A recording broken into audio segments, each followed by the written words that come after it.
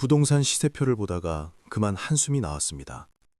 6개월 전 망설이던 그 아파트가 5천만 원이나 올라 있었습니다. 당시 주변 사람들이 모두 말했습니다.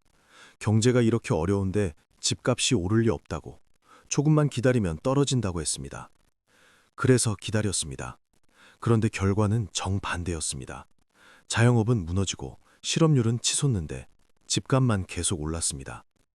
도대체 왜 이런 일이 벌어지는 걸까요? 이 비밀을 모르면 내년에도 또 기회를 놓칩니다. 이것은 최근 실제로 많은 분들이 겪고 있는 일입니다. 체감 경기는 최악인데 아파트 가격은 오르고 있습니다. 상식적으로 이해가 안 됩니다. 경제가 어려우면 집값도 떨어져야 정상 아닙니까? 하지만 현실은 다릅니다. 그리고 이 현상에는 명확한 이유가 있습니다.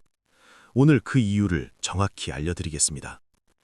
첫 번째 이유는 돈의 흐름입니다. 시중에 돈이 너무 많이 풀렸습니다. 지난 몇 년 동안 각국 정부는 경제를 살리기 위해 엄청난 돈을 시장에 쏟아부었습니다. 우리나라도 마찬가지였습니다. 코로나 시기 재난지원금, 저금리 정책, 각종 지원금으로 돈이 넘쳐났습니다. 문제는 이 돈이 어디로 갔느냐입니다. 실물 경제로 가지 않았습니다. 자영업자들에게 가지 않았습니다. 대신 자산시장으로 몰렸습니다. 주식과 부동산으로 흘러갔습니다. 돈은 많은데 쓸 곳이 없으니 자산을 사는 것입니다. 한 분의 이야기를 들어보겠습니다. 60대 초반의 이분은 작은 가게를 운영하고 있었습니다. 코로나 이후 장사가 안 됐습니다. 손님이 뚝 끊겼고 매출이 반토막 났습니다. 정부 지원금을 받았지만 임대료와 인건비를 내기에도 빠듯했습니다. 가게를 접을까 고민했습니다. 그런데 이상한 일이 벌어졌습니다. 장사는 안 되는데 집값은 올랐습니다. 본인이 사는 아파트 시세가 1억 원 넘게 올랐습니다. 이해할 수 없었습니다. 경제가 이렇게 어려운데 어떻게 집값이 오를 수 있는지 말입니다. 나중에 알게 된 사실은 충격적이었습니다. 대기업 직원들, 공무원들, 연금 받는 사람들은 코로나 기간에도 수입이 줄지 않았습니다. 오히려 저축이 들었습니다. 외식도 못하고 여행도 못 가니 쓸 곳이 없었습니다. 그 돈이 부동산으로 몰렸습니다. 이것이 핵심입니다. 전체 경제는 어려워도 돈 있는 사람들의 여유 자금은 넘쳐났습니다. 그리고 그 돈이 집을 샀습니다. 수요가 있으니 가격이 올랐습니다. 자영업자와 서민들은 힘든데 자산을 가진 사람들은 더 부자가 됐습니다. 양극화가 심해진 것입니다. 두 번째 이유는 대체 투자처가 없다는 것입니다. 돈은 있는데 마땅히 투자할 곳이 없습니다. 은행 금리는 낮습니다. 예금해봤자 이자가 얼마 되지 않습니다. 물가 상승률을 고려하면 오히려 손해입니다. 주식은 위험합니다. 특히 중장년층은 주식 투자에 익숙하지 않습니다. 잘못하면 원금을 잃을 수 있습니다. 실제로 코로나 이후 주식에 뛰어들었다가 큰 손해를 본 사람들이 많습니다. 한 분은 환갑을 넘긴 나이에 처음 주식을 시작했습니다. 주변에서 주식으로 돈 벌었다는 이야기를 듣고 용기를 냈습니다. 퇴직금 중 일부를 투자했습니다. 처음에는 올랐습니다. 신이 났습니다. 추가로 더 넣었습니다. 그런데 갑자기 폭락했습니다. 며칠 만에 수천만 원이 날아갔습니다.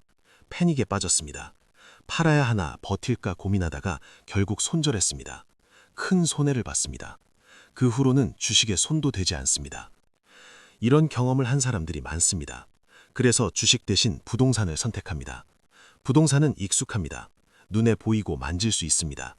당장 가격이 떨어져도 집은 남아 있습니다. 심리적으로 안정감을 줍니다.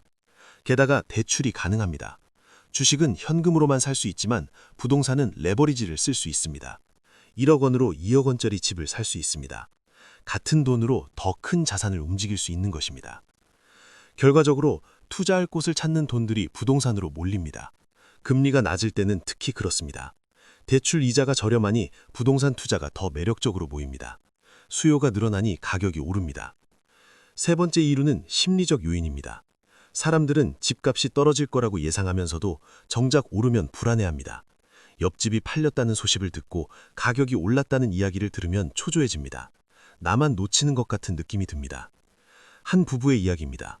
50대 후반의 이 부부는 3년 동안 집을 사려고 고민했습니다. 경제 전문가들은 집값이 떨어질 거라고 했습니다. 그래서 기다렸습니다. 조금만 더 기다리면 싸게 살 수 있을 거라 믿었습니다. 그런데 집값은 떨어지지 않았습니다. 오히려 조금씩 올랐습니다. 처음에는 일시적이라고 생각했습니다. 곧 떨어질 거라 믿었습니다. 하지만 계속 올랐습니다. 1년이 지나고 2년이 지나도 올랐습니다. 어느 날 아내가 말했습니다.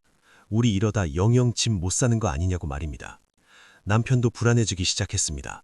주변에서 집 샀다는 사람들이 늘어났습니다. 모두 올랐다고 자랑했습니다. 뒤처지는 것 같았습니다. 결국 샀습니다. 3년 전보다 1억 원이나 비싼 가격에 샀습니다. 억울했지만 어쩔 수 없었습니다. 더 기다리면 더 오를 것 같았습니다. 이것이 바로 심리의 힘입니다. 이성적으로는 떨어질 거라 생각하지만 감정적으로는 불안해서 결국 삽니다. 이런 심리가 모여서 수요를 만듭니다. 실제 필요가 아니라 불안 때문에 사는 것입니다. 공포가 시장을 움직입니다. 놓칠까봐 두려워서 사고, 그러면 가격은 더 오르고, 그걸 보고 더 많은 사람들이 불안해져서 또 삽니다. 악순환입니다. 그렇다면 내년은 어떻게 될까요? 이 흐름이 계속될까요? 정답은 아무도 모릅니다. 하지만 몇 가지 신호는 읽을 수 있습니다. 첫째, 금리 추세를 봐야 합니다. 금리가 계속 오르면 대출 부담이 커집니다. 그러면 수요가 줄어들고 가격 상승이 둔화됩니다. 반대로 금리가 내리면 다시 상승할 가능성이 큽니다. 둘째, 공급 물량을 확인해야 합니다. 입주 물량이 많은 지역은 가격 상승이 어렵습니다. 공급이 수요를 초과하면 가격은 떨어집니다. 반대로 공급이 적은 곳은 상승 여력이 있습니다. 셋째, 경제 전반의 흐름을 지켜봐야 합니다. 실물 경제가 정말 나빠지면 결국 부동산도 영향을 받습니다. 실업이 늘고 소득이 줄면 집을 살 여력이 없어집니다. 지금은 버티고 있지만 한계점이 있습니다. 그렇다면 우리는 어떻게 해야 할까요? 첫째, 조급해하지 말아야 합니다.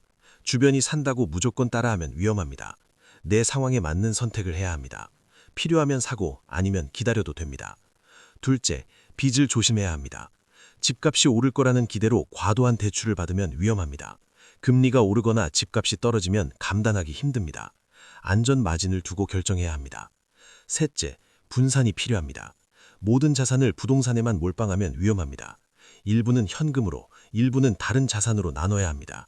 유동성을 확보해야 급할 때 대응할 수 있습니다. 넷째, 장기적 관점을 가져야 합니다. 단기 등락에 흔들리지 말아야 합니다. 집은 살기 위해 사는 것이지 투기하려고 사는 것이 아닙니다. 10년, 20년 살 집이라면 단기 가격은 중요하지 않습니다.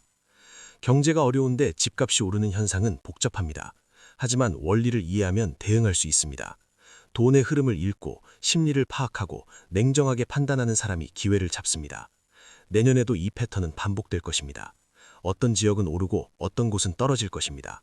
준비된 사람만이 올바른 선택을 할 수 있습니다. 여러분은 준비되어 있습니까? 이 영상이 조금이나마 도움이 되었다면 구독과 좋아요 부탁드립니다. 여러분의 현명한 판단을 응원합니다. 감사합니다.